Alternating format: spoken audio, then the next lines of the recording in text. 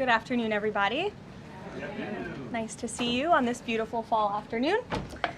We are now on day 35 of the Democrat government shutdown.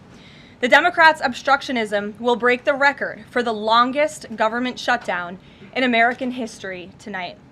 The Democrats are intentionally hurting American families, workers, and businesses with this shutdown to fight for free health care for illegal aliens and to appease their radical left-wing base.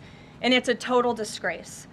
This past weekend, Americans traveling to weddings, funerals, vacations, and meetings faced significant flight disruptions at airports across the country because of staffing shortages. On Sunday alone, more than 5,000 flights traveling to and from U.S. airports were delayed. Since the Democrat shutdown began, 4 times as many staffing shortages have been reported at air traffic control facilities compared to last year. TSA checkpoint wait times ballooned past 3 hours at Houston's George Bush Intercontinental Airport, with some passengers enduring up to 5 hours in line. At nearby William P. Hobby Airport in Texas, security wait times are routinely exceeding 1 hour. More than 13,000 air traffic controllers are continuing to work without pay. Because of the Democrats, these men and women who keep our airspace safe and moving will miss a second paycheck in a row this Friday if Democrats refuse to open the government. Let me be clear to our incredible air traffic controllers across the country. President Trump and Republicans want you to get your paychecks. They want you to be paid. Please call on your Democrat senators and tell them to side with President Trump and Republicans to vote to reopen the government.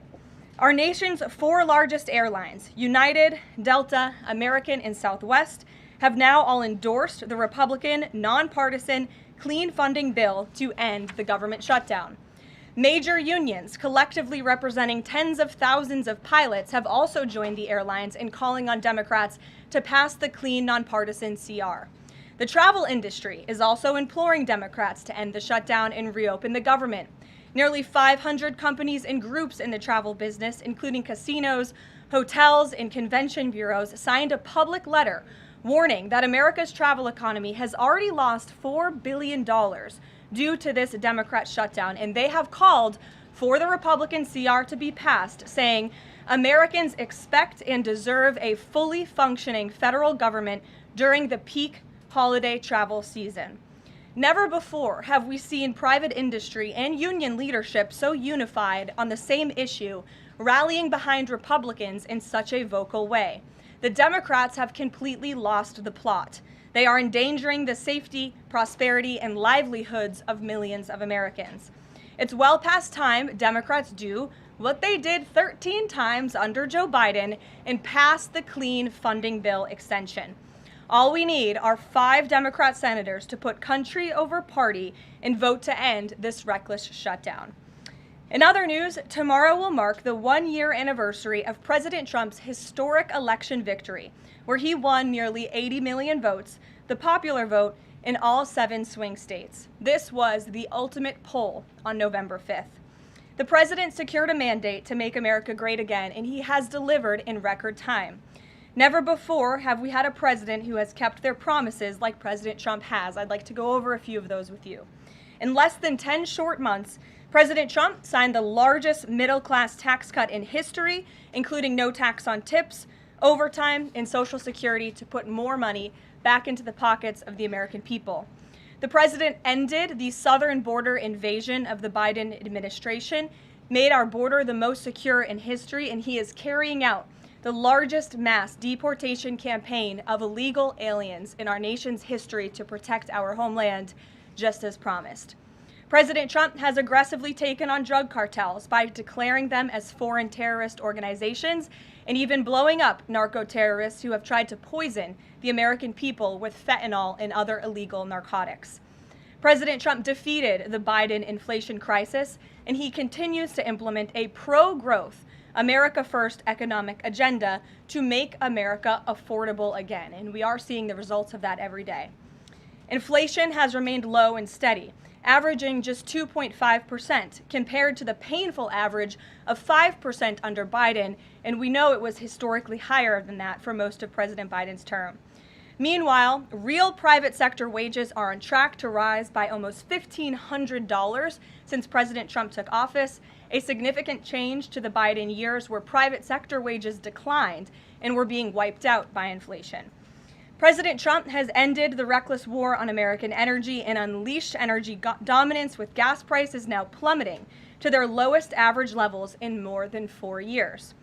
President Trump implemented powerful tariffs to rebalance America's trade deals, protect American workers, and returning our country to be a manufacturing superpower once again. As a result, the president has secured trillions and trillions of dollars in private and foreign investments into the United States, which are creating high-paying jobs for the greatest workforce in the world. The president has restored America's place as the leader of the free world through his unwavering peace through strength foreign policy that has already ended 8 wars and counting. And the president ended illegal DEI initiatives in our federal government and is returning our country to a merit-based society based on common sense. President Trump protected opportunities for women and girls to compete safely and fairly by continuing to keep men out of women's sports. Americans have a president who works tirelessly, literally 24/7, to improve their lives and make our country better than it has ever been before. So with that, today we will open it up to questions, and we will start with our independent journalist in our new media seat, Julio Rosas. Julio, please start. Thank you. Thanks, Caroline. So over the weekend in Mexico, a mayor in Michoacán, Carlos Manzo, he was assassinated while celebrating Dia de Muertos with his family. His assassination has sparked a lot of outrage. A lot of Mexicans are very upset. They're blaming President Claudia Sheinbaum for not taking the cartel threat seriously enough. Yesterday, she said that, once again, she's not going to allow any foreign military intervention to take on the cartels on Mexican soil, and that Mexico is not going to pursue a drug war similar to what they've done in the past. So my question is President Trump satisfied with Claudia Sheinbaum's approach to cartels? And if not, has Manzo's assassination kind of opened up some new options for the United States to pursue regarding cartels? Well, first of all, with respect to this specific news item and this alleged assassination that took place in Mexico, I know the Trump administration, we are aware of that, and of course we condemn all political violence anywhere in all forms. As for Claudia Sheinbaum and the president's relationship with her, I think he has a lot of respect for her as president of Mexico, and he also really appreciates the coordination that she has provided to the Trump administration. I can't speak for her and what she's doing internally in her country. I can speak for the president in saying we are continually pushing Mexico to do more to tackle the drug trafficking and the drug cartels within their country, and we are working with them in any way that we can. And the president has obviously used the full range of executive options in his authorities to crack down on drug trafficking at our southern border and to designate these cartels as foreign terrorist organizations and additional actions as well. Just one more question. Sure. So at the Antifa roundtable that we were at just last month, myself and the other panelists made the recommendation to the president for, speaking of foreign terrorist organizations, to have Antifa not just be domestic terrorist organization, but be designated as a foreign terrorist organization since they have cells in other countries. He mentioned to Secretary Rubio, because he was in the room at the time, to look into that. So I just wanted to see if there's an update on that. Sure. That process is most definitely taking place. I don't have any announcements for you on that today, but I can certainly assure you the administration is working on it, and I'll check in on it and get back to you, Julio. It's a good question. Thank you very much. Jackie. Thank you, Caroline. Zohran Mamdani blamed the president for bomb threats and intimidation at polling locations. He said, quote, part of the general approach of the Trump administration has taken to intimidate voters with baseless allegations of voter fraud as a means of trying to repress the voice of Americans across this country. I want to give you a chance to respond to that. Yeah, I saw those comments from Mamdani. I think they are completely irresponsible, and they are based on zero evidence. And I think this is just another example of how the Democrat Party unfortunately stands for nothing. All they stand against is President Donald Trump. And I think it's quite sad to see that we have someone at the top of the ticket on an election day today saying such things about the president when he obviously had absolutely nothing to do with those threats. And on the shutdown, Democrats have been pretty quiet about the president's push for the nuclear option, terminating the filibuster.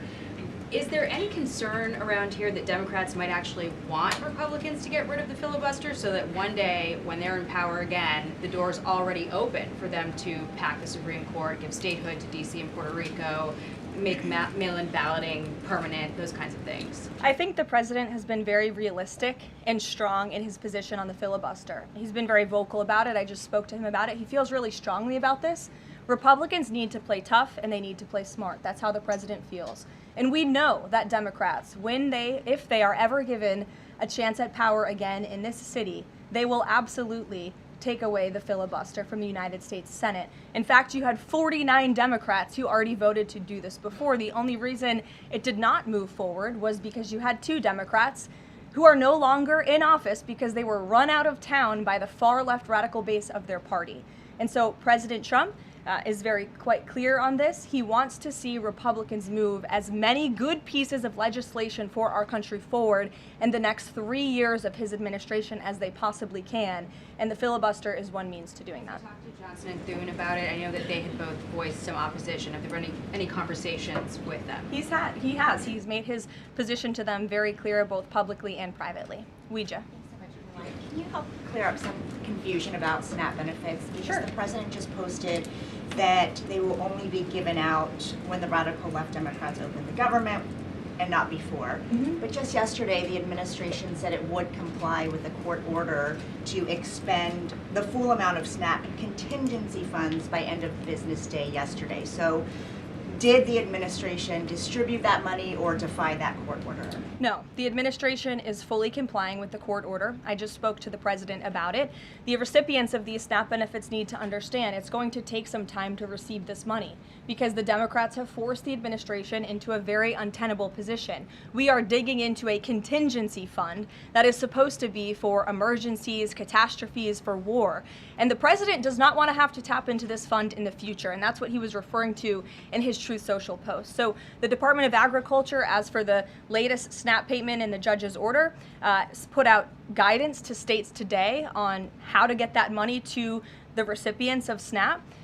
But it's going to take some time. The best way to get the full amount of SNAP benefits to those beneficiaries is for Democrats to reopen the government. So to anyone who is a SNAP beneficiary at home who needs that assistance, and the president was just saying, this is for people who are truly needy, who need food, who need this assistance from the United States government. Democrats are holding it up and making it difficult for the administration to get those payments out the door. So if you are at home and you want your SNAP benefits, call the Democrats and tell them to reopen the government. Blocking that contingency fund for the future if this shutdown lingers on? Look, the president does not want to have to continue to dip into a contingency fund that doesn't even have enough money, by the way, to fund the full program. It takes $9 billion to get the full scale of the benefits out the door. This contingency fund only has about $5 billion in it. So again, Democrats need to reopen the government so we can get these benefits out the door for people who truly need them.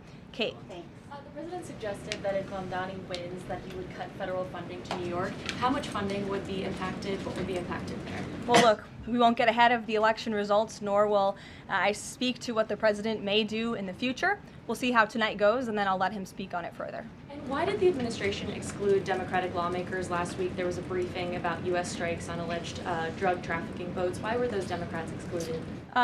The administration has briefed Congress on these matters 8 separate times, and Democrats have been included in those briefings. In fact, I know that Secretary Rubio will be on Capitol Hill tomorrow to brief the Gang of 12, which includes Democrats as well. So the president's made it very clear, if senators want to understand the administration's operations against narco drug traffickers, we are very happy to speak with them about that, and we will continue to do so. But we've been incredibly transparent. As I said, there's been 8 briefings on this topic, with the 9th coming tomorrow. Rachel. Thanks, Caroline. There's been some reporting out there about the possibility of furloughed workers not getting back pay. We know that the president signed that bill into law in his first term.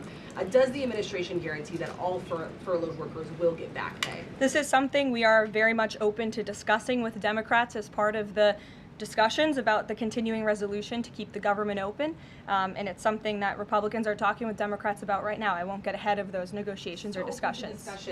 That's a possibility that may not happen, even though it's law.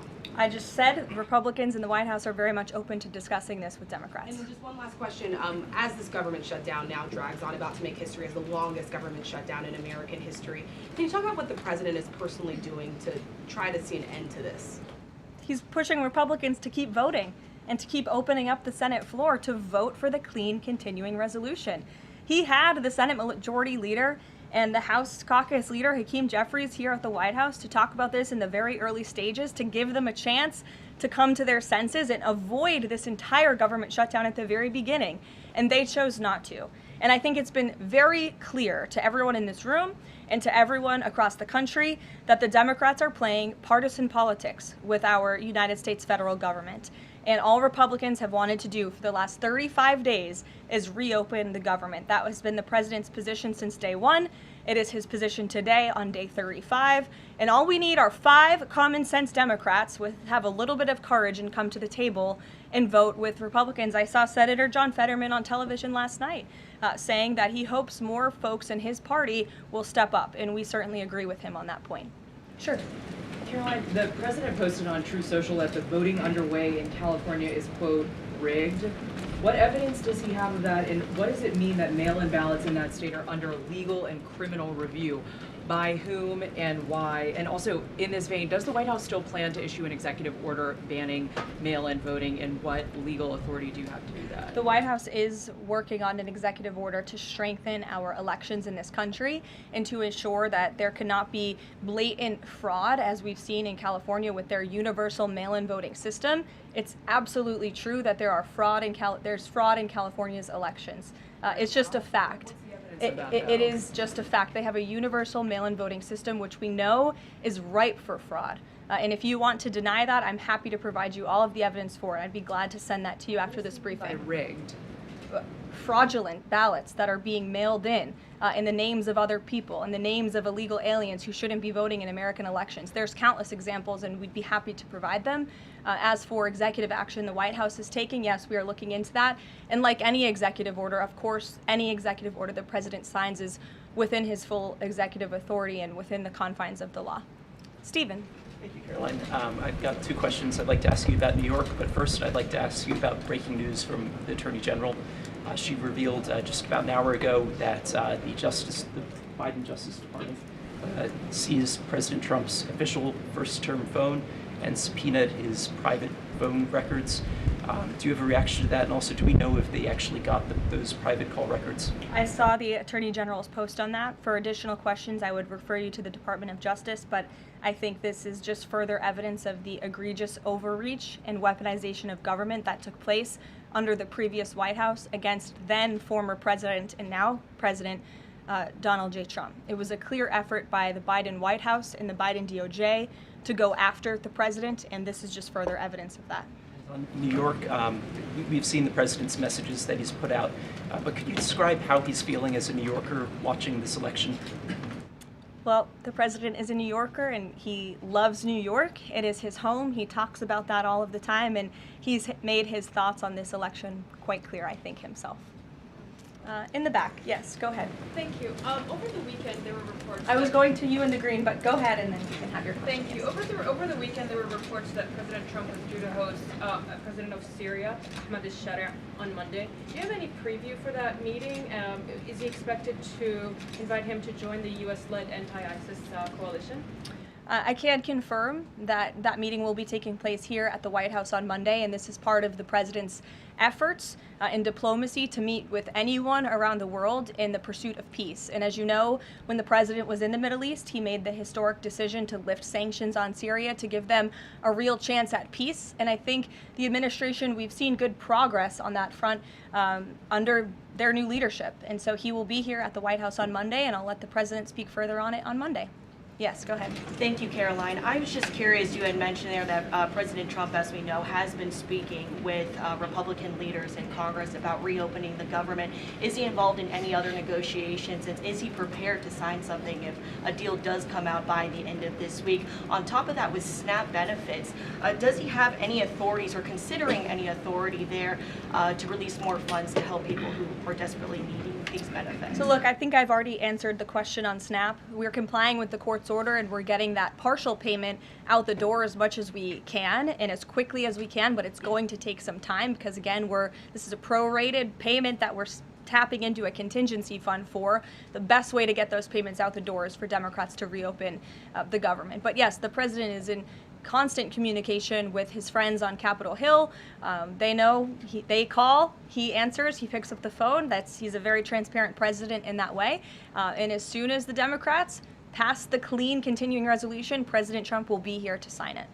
Michael. Thank you, Caroline. President Trump has threatened to go into Nigeria guns a-blazing if Nigeria's government does not stop the killing of Christians in that country. Has the White House heard back from Nigeria's government on this threat?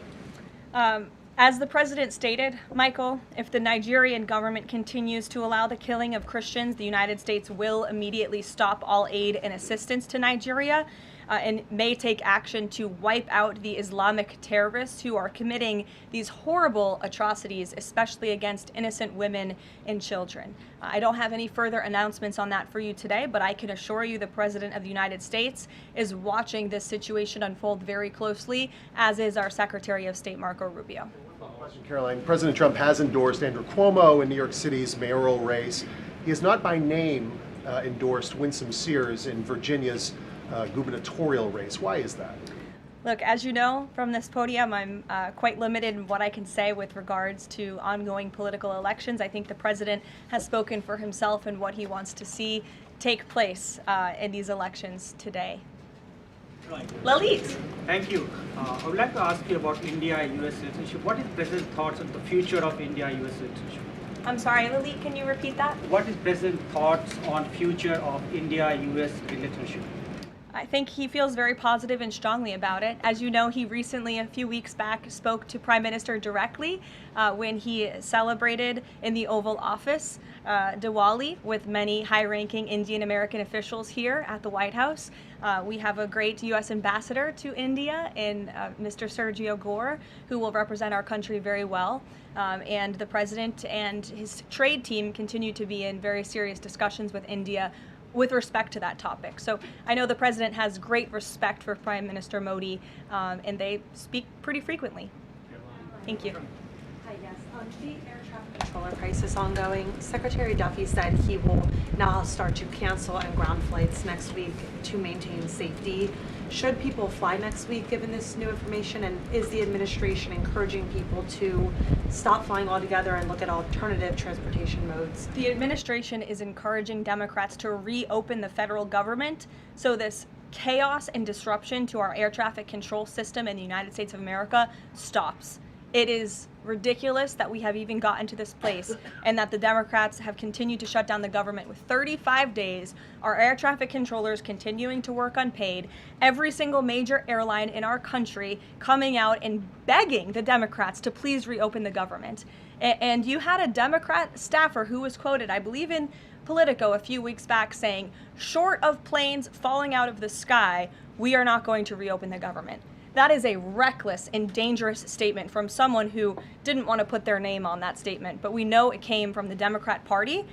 And I think we're very clear. We want to reopen the government so we can resume travel in the safest and most efficient way possible, especially as we head into the busiest travel season of the month. We have Thanksgiving in a few weeks. And so Americans across the country need to make it very clear to their Democrat representatives that we want this government to be reopened so we can resume safe and efficient travel.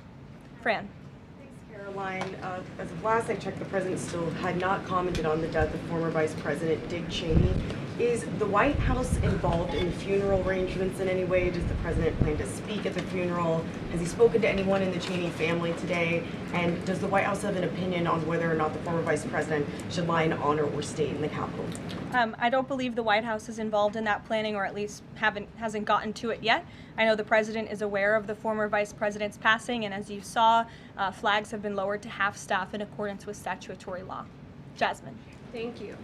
Back on the question of the filibuster, how much political capital is President Trump willing to expend to get Republicans to do what he's asking? I mean, will we see him at the Hill? Will he be calling folks over here? What exactly is President Trump planning to do outside of these true socials and maybe some of these private conversations to get Republicans to fall in line? Look, I think you'll see. I think you'll see the president continue to engage very strongly and consistently with his friends on Capitol Hill. I don't have any meetings to read out for you at this time, but I think you should stay tuned and keep your eyes on Truth Social on this matter. The president's making his position on it quite clear. And again, he is right. Republicans need to play tough.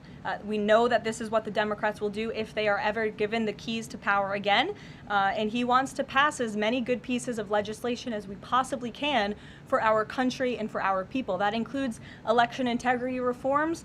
It includes additional tax policy. It includes, fixing our immigration system further in ways that only Congress can.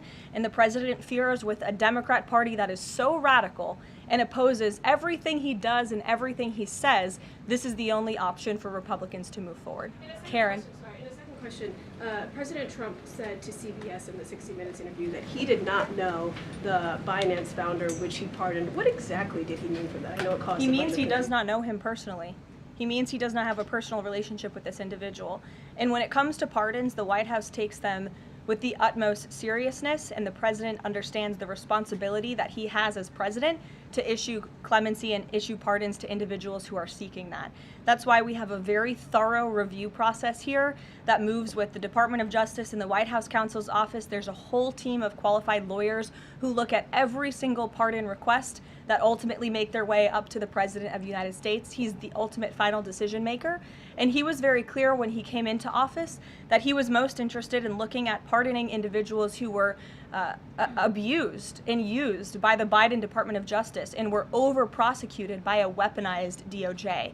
And the individual you're referring to, that was certainly the case. Even the judge in his case said that the sentencing that the Biden administration was asking for was egregious and went too far. And so the president is correcting that wrong, and he has officially ended the Biden administration's war on the cryptocurrency industry, and I think that's the message he sent with this pardon. Karen, yes. Back on the issue of back pay for furloughed workers, you said that the White House is open to discussing that with Democrats, but what would that discussion even be? There was a law, the president signed it in 2019. What could a discussion look like? Why is that even open for discussion? Look, Karen, as I said, Republicans are talking about that with Democrats right now, and I don't want to get in the middle of those sensitive conversations. But as we've complied with the SNAP order, the White House, the administration is always going to comply with the laws. We're always going to comply with the ruling of judges across the country. But the Republicans are discussing this matter with Democrats right now. Why would there even be a consideration of not paying those workers? Tom Dempsey with News Nation. Big day in the Supreme Court tomorrow with President Trump's tariff policy facing a legal challenge. What's at stake with that case? And if the Supreme Court rules against the Trump administration, what is Plan B for trade policy? I'll tell you, the White House is always preparing for Plan B. It would be imprudent of the president's advisors not to prepare for such a situation. With that said, we are 100% confident in the president and his team's legal argument in the merits of the law in this case, and we remain optimistic that the Supreme Court is going to do the right thing.